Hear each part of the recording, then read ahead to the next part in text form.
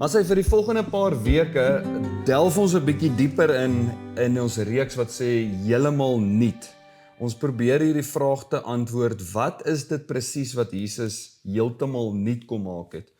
Nou net so 'n bietjie uit my eie lewe uit, ek traai dit al uitfigure vir 22 jaar, Paul.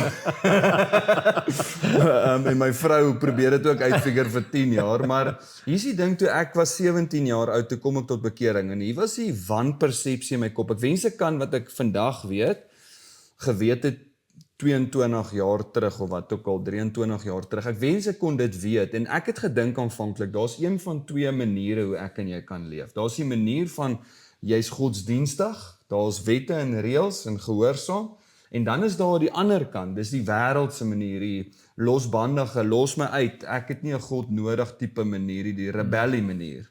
Ja. En ek het gedog, ek moet tot bekering kom, van hierdie kant tot hierdie kant. Ja. Min het ek geweet, dis nie die uitnodiging nie, daar's 'n derde manier. Ja. En dis hierdie manier wat ons praat van, dis heeltemal nuut. Ek het vir ons 'n video, kom ons kyk gou 'n bietjie na hierdie video van Tim Keller.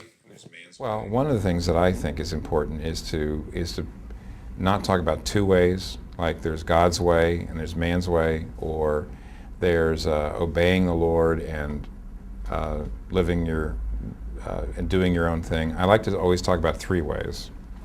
I think there's the gospel approach, there's the moralistic religious approach, and there's the irreligious secular approach.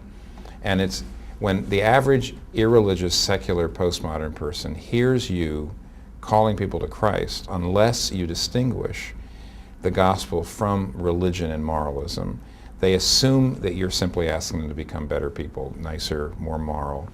If you don't distinguish the gospel from religion, they just assume that you're just asking them to be a Pharisee. And I think that's absolutely crucial, therefore, to always make a distinction between those three. There's a little essay by C.S. Lewis in one of the not very well known, called Three Kinds of Men, and in it he basically talks about those three approaches, and that really struck me, and that's been a cornerstone of my own proclamation of the gospel. Contrast the three ways, not just two, so that the people who are irreligious and secular know what you're actually inviting them into. 3 maniere, Paul, nie 2 nie. Weet jy, maar ek dink nou toe jy sê 23 jaar terug, maar toe was die kerk cool geweest, nee. Ek wil amper sê dit was okay geweest om uitgenooi te word in 'n kerkstelsel, 'n godsdienstige stelsel in. Ek wonder net in 2026, jy weet, as jy vir mense sê, kyk na ons godsdiens, ons nooi jou na ons godsdiens toe, of dit regtig nog so appealing vir mense gaan wees. So, ek dink die 3 maniere waarvan Tim Keller praat en jy ook van praat, word baie goed saamgevat in Lukas 15. Yes. Die Lukas 15 verhaal begin, Jesus praat met 2 groepe mense. Hy praat verlore seun, hè? Verlore seun, ja, skus, die gelykenis van die verlore seun. Hy praat ons van die muntstuk in die skaap en dan nou die verlore seun, dit wat verlore was, dit wat gevind is, maar sy gehoor word basies uitgemaak deur 2 groepering mense. Die een is tollenaars en sondaars, so aan hierdie kant, jy weet, dis mense wat nie die Here dien nie, die wêreld, aan hierdie kant is daar fariseërs en sadduseërs, hulle is die godsdienstige mense, nê? En Jesus vertel dan hierdie gelykenis van die verlore seun met opset, want binne in hierdie verhaal word hierdie 2 groeperinge duidelik uitgebeeld. Ja. Hy praat van die ouer seun wat by die huis gebly het, sy take verrig het, sy pa beïndruk en bevredig het. Ja. Dis die godsdienstige groepering, die fariseërs. Dan praat hy van die verlore seun, en ek meen dis die ou wat, dis die wêreld, nee, dis die ou wat nie die Here dien nie. Hy het nie die Here nodig nie. Hy het nie die Here nodig nie. En dan sien ons die derde groep mense in hierdie verhaal, die pa. Ja. En die pa is die evangelie. Ja. Dis vir my ongelooflik om te dink dat die pa gaan na die verlore seun toe, sy arms is oop, hy hardloop hom tegemoet, hy gee vir hom 'n kleed, 'n ring skoene aan sy voete. Ja. Maar dan gaan hy ook na die fariseer toe, die godsdiens toe. En hy sê, my seun, ek nooi jou in my huis in. Ek nooi jou in 'n verhouding in. Ja. Dis ongelooflik om te dink dat die Here ons nooi na so 'n verhouding toe. Ja. Hy nooi ons nie na 'n godsdiens toe nie, na koue reëls en regulasies en rituele nie. Hy nooi ons na 'n verhouding toe. Ja, want jy sou dink die 2 groepe sit daar, 22 jaar terug vir my. Ek het gedog ek moet net van die sondaars af skuif na die Fariseërs toe. Ek het gedog dis die uitnodiging. Ja.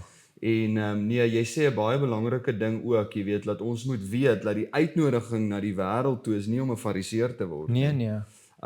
Ja, so ek dink sommer aan die mense wat Jesus gekruisig het ook. Daar was ook 2 groepe wat Jesus gekruisig het. Daar was die sondaars wat hom wou kruisig, die Romeinse ryk, die heidene as jy wil, hulle taal gebruik van daai tyd. Hulle wou Jesus kruisig en dan het jy ook die kerk of die tempel en die fariseërs. Hulle het Jesus gekruisig, die godsdienstiges en die wêreld. Al twee hierdie maniere wou die derde manier wat jy nou sê die Vaderhart is, wou hulle dis amper asof hierdie twee maniere, selfs godsdienst, ons dink altyd dis net die wêreld wat in oppositie is met die kruis en met die evangelie en met Jesus se hart. Ja. Maar dis godsdienstigheid ook. En ek en jy is dalk nou nie meer daar in die wêreld en die goed nie, maar ons moet ook ons hart kyk. Ja. Want is nie net die jonger boeties soos jy sê wat nie die pa se hart geken het nie. Dis baie kenmerkend in daai storie dat die ou boet nie die pa se hart geken het nie. So jy weet, volgende week gesels ons 'n bietjie verder oor die uitnodiging. Ja. Matteus, sondaar, tollenaar, die uitnodiging wat die Here vir hom gee, maar dink net gou vinnig aan die uitnodiging ook na Paulus toe. Was Paulus 'n sondaar? Paulus was nie 'n sondaar nie, hy was 'n fariseer, hy was 'n skrifgeleerde. Ja, hy is eintlik besig om die werk van die Here te doen in sy kop en in sy hart. Godsdienstig en hoe die Here hom nooi na Jesus toe. En hy moes ook tot bekering kom, nê? Ja, hy het tot bekering van my vriende, 'n vriend vra vir my een keer, Roan, ek het nie so radikaal tot bekering kom soos jy van sonde af. Ek dien die Here my hele lewe lank. Dink ek hier's Paulus. Ja. Ook tot bekering kom. Ja. Beide het die Here nodig. Ja. Die een dink sy selfgeregtigheid, regverdigheid. My eie ek of my geregtigheid, my werke kan my red. En die ander ene dink, jy weet, ek het nie die Here nodig, ek sal okay wees op my eie.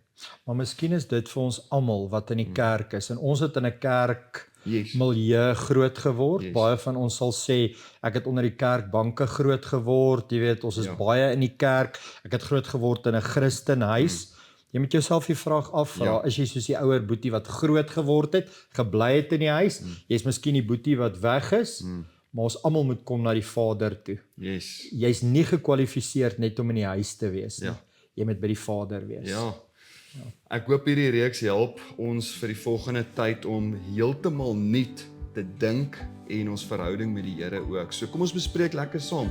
Nou wat's jou geneigtheid? Is dit meer na die jonger broer toe, die rebellie of die godsdienstigheid? Sien volgende week. Dankie, Roan.